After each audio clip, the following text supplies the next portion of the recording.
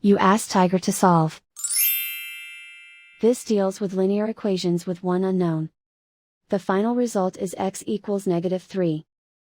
Let's solve it step by step. Group all constants on the right side of the equation. Subtract 21 from both sides. Simplify the arithmetic.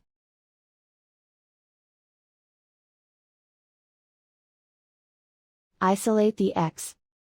Divide both sides by 7. Simplify the fraction. Find the greatest common factor of the numerator and denominator.